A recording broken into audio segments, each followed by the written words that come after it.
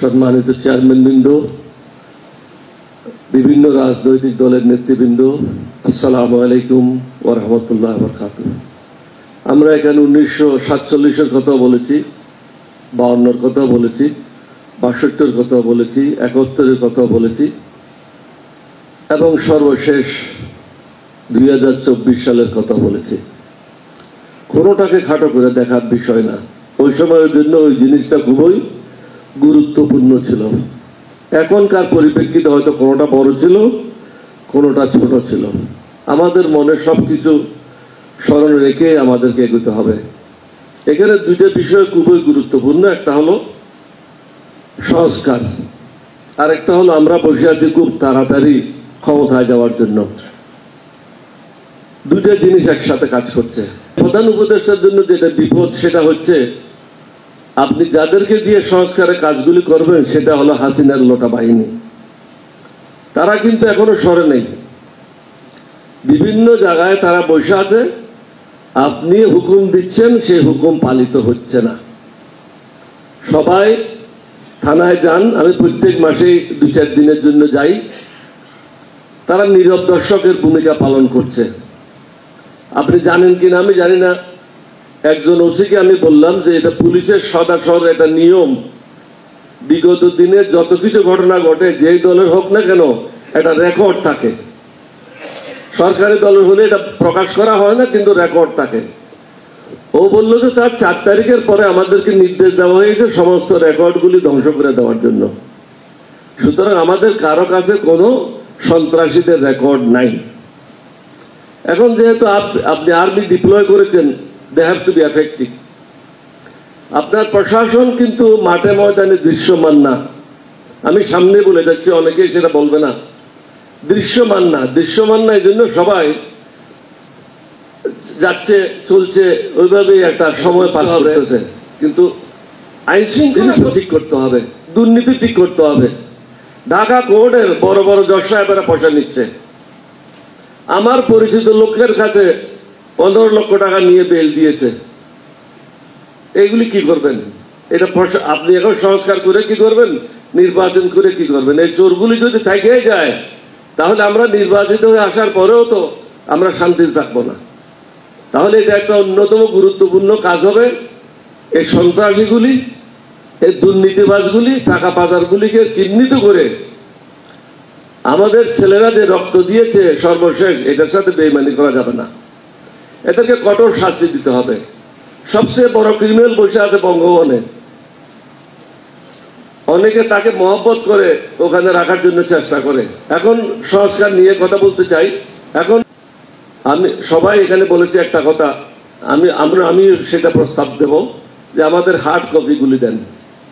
আর একটা অ্যাড করব, আপনি আমাদের কাছ থেকে লিখিত এটার উত্তর চান, একটা কমিটমেন্ট থাকবে। আপনি মুখে যখন কথা বলবে এটার কিন্তু কোনো কমিটমেন্ট থাকবে না, এটার রেকর্ডও থাকবে না, এবং আপনার পক্ষে এটা রেকর্ড রাখাটা সম্ভব না। সুতরাং প্রত্যেকের কাছে এটা সার্কুলেট করেন। সার্কুলেট করার পরে তাদেরকে বলেন যে তোমাদের মন্তব্য সহকারে in writing you reply our, যে আমরা যে সংস্কার করেছি এটা। তারপরে ওটার উপর আলোচনা করেন, কিভাবে মিনিমাইজ করতে পারেন, কিভাবে কোনটা অ্যাকসেপ্ট করতে পারেন। সব জিনিসের সবাই গ্রহণ করবে এটা তো না, কিন্তু মেজরিটি লোক যদি একটা জিনিস গ্রহণ করে, that is to be taken as granted, that is to be taken as accepted. কারণ পার্লামেন্টে আমরা কি করি, পার্লামেন্টে একই জিনিস, মেজরিটি যেটা বলে সেটাই আমরা অ্যাকসেপ্ট করি। আমাদের ক্ষেত্রেও সেটা করতে হবে। আমি আশা করি আপনারা সেটা করবেন, এবং দফায় দফায় আপনারা বসেন, একবার না হোক, 2বার না হোক। এরকম বড় মজলিসে বসে কিন্তু লাভ হবে না। ক্লোজ ডোরে বসে প্রত্যেকটা রাজনৈতিক দলের সাথে আলাদা আলাদা বইটা প্রথমে লিখিত নেবেন, তারপরে ওইটার উপর আলোচনা করেন। একটা এজেন্ডা থাকতে হবে, ওইটার উপর আলোচনা করেন, তাহলে আপনি একটা সুফল পাবেন। বাকি জিনিস তো আজকে বলার কথা না, বলতেও চাই না। মাননীয় প্রধান উপদেষ্টাকে to be more assertive। এখানে কোনো প্রেম প্রীতি করে চলবে না। যেমন মান্না ভাই বললে গেলে আপনি সফট স্পোকেন, নো ডাউট। আমি আপনাকে 1975 থেকে চিনি। মান্না ভাই যখন প্রাইমারি স্কুলে পড়ে তখন থেকেই চিনি। এখানে কিন্তু মানুষের সাথে আপনাকে আইন প্রয়োগ করতে হবে, অমানুষের সাথে কোনো আইন প্রয়োগ নাই। আওয়ামী লীগ আমাদের ছেলেদের হত্যা করেছে, এই দেশকে হত্যা করেছে, এই দেশের সংবিধান হত্যা করেছে, একদলীয় বাকশালী শাসন করেছে, সবকিছু ধ্বংস করে দিয়েছে বাংলাদেশের। আমরা যে মুক্তিযুদ্ধ করেছি, আমি সর্বপ্রথম মুক্তিযুদ্ধে গিয়েছিলাম শহীদ রাষ্ট্রপতি জিয়ার ডাকে। কি জন্য গিয়েছিলাম? একজন যুবক ছিলাম তখন, দেশের জন্য গিয়েছিলাম। আজকে সে দেশ কি পেয়েছি? আজকে আমি যখন পিছনের দিকে ফিরে তাকাই 52 বছর পিছনে, আমি তো ওই জায়গায় দাঁড়িয়ে আছি। এখানে আপনাকে একটু কঠিন হয়ে কিছু ইমপ্লিমেন্ট করতে হবে। আপনার যেই কয়েকদিন ক্ষমতায় আছেন, you have to play the role of lion, not of anything else.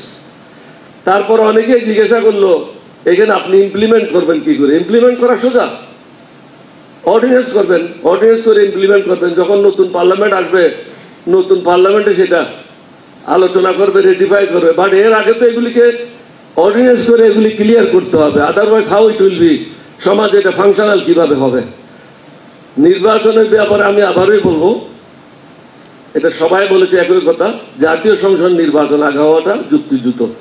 কারণ তখন আমাকে নিয়ে টানাটানি শুরু হয়ে যাবে যে কাকে ইউনিয়ন কাউন্সিলের নির্বাচনে মনোনয়ন দেবো, কাকে মেম্বার বানাবো, কাকে গ্রামে মারপিট শুরু হয়ে যাবে। আর আওয়ামী লীগের লোকগুলি তো লক্ষ লক্ষ হাজার কোটি টাকা নিয়ে বসে আছে। আপনি দেখছেন বিভিন্ন জায়গায় চুরি করে 15 জন 20 জন মিছিল করে আপনারা গালি দিচ্ছে, আমারে গালি দিচ্ছে, আমাদের সবাই গালি দিচ্ছে। এরা তো এখনো অনেকে লুকিয়ে যায় নাই। দ্বিতীয় তৃতীয় শ্রেণীর লোকগুলি তো এখনো আছে, তাদেরকে ধরতে হবে। তাদেরকে না ধরলে নির্বাচন সুষ্ঠু হবে না। তারা তো দানব, তারা তো মানব না। তাদের সাথে মানবের মতো ব্যবহার করে কোনো লাভ হবে না। তাদের প্রতি অত্যন্ত কঠোর এবং কঠিন হতে হবে। তাদের রাজনীতি বন্ধ করতে হবে। তারাও তো অনেকে রাজনীতি বন্ধ করেছিল। সুতরাং আমরা তাদের রাজনীতি বন্ধ করতে এত প্রেম প্রীতি কেন? কি কারণে? তারা আমাদের ছেলেদেরকে হত্যা করেছে, এটা তো কোনো অস্বীকার করার কিছু নাই। এই দেশের গণতন্ত্র তো তারাই হত্যা করেছে, তারাই তো একদলীয় বাকশাল করেছে, তারাই তো 72-এর সংবিধান করেছে। সুতরাং তাদের প্রতি, দেশদ্রোহীদের প্রতি কোনো মায়া মমতা দেখার কোনো অবকাশ আছে বলে আমি মনে করি না। সবাইকে